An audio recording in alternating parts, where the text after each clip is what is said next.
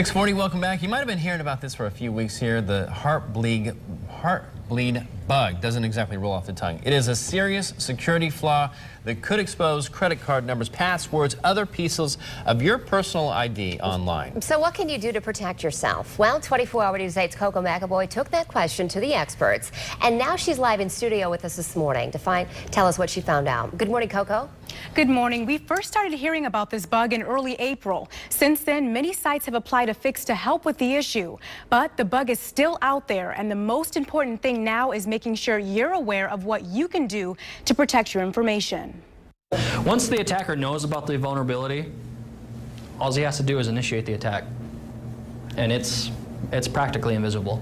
Andy Serwich from Trivalent Group explained how the attack happens. What it does is it actually encrypts the data as it passes between you and whatever service you're talking with. That means the software that hundreds of thousands of sites use to store your personal information, things like passwords, usernames, and credit card information, is vulnerable for theft. And the really malicious thing about this is this transaction can occur, like I said, without either of these entities knowing.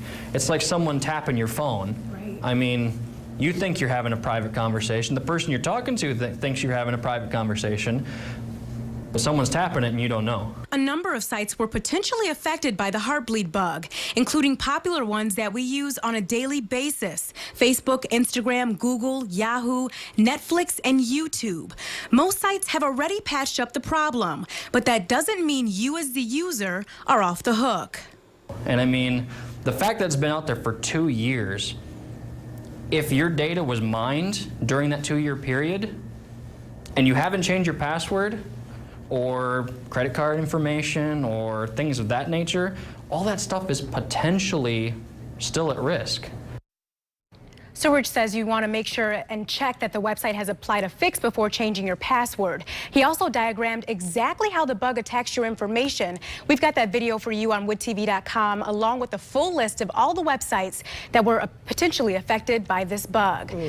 Yeah, you know, I think a lot of the time, including myself, a lot of us end up kind of tuning out tech news because it can be so complex. Yeah. But in this situation, it really all boils down to just changing your password and changing it often. Incredible these times we're living in now when your personal information can just be out there and you don't even know that it's out there. Right. You know, it can cause you all sorts of damage. But, you know, speaking of not knowing, how do you figure out that some of these smaller websites might have made all the changes necessary?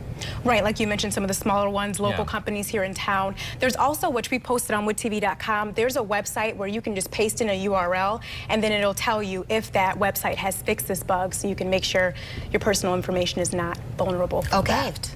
Okay. All right. Good. Thank you so Good much. And change your information. passwords. Yes, Very often. good.